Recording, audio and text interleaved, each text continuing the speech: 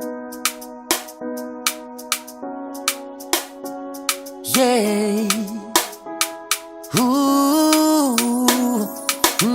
Tsy repirepi ny fitiavana ianao baby, fa inona loatra ary tiana azo anao. Ekaiko antaona antsika roa no tsy mitovy e. Tamika teo zavatra fa nalaoka ny vavanao. Ohatra tsy genatra ianao milaza amiko fa mbola tianao izy, tena mbola tianao izy hoy anao. Tsy tahotra tsy genatra ianao milaza amiko fa mbola tianao izy, tena mbola tianao izy hoy anao. Iverina misipanao talony anao e,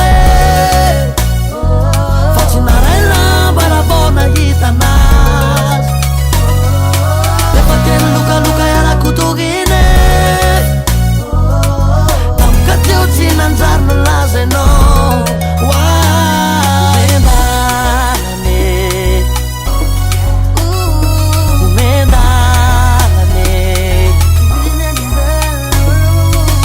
Nangalanao ny mamiko rehetra ary baby, samotsy anteny fa teny hijery anao.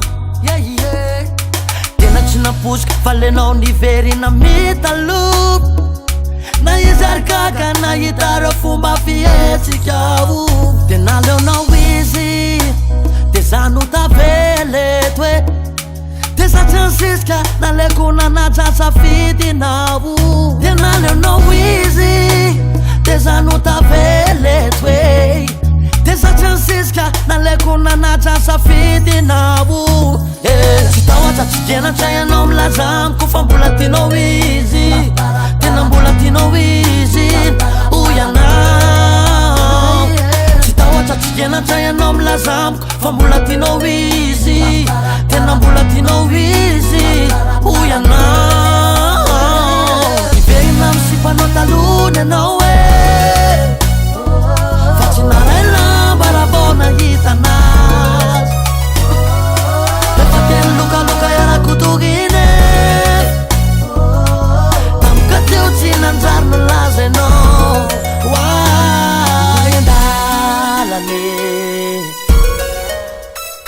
omendalane, omendalane. No, no, no.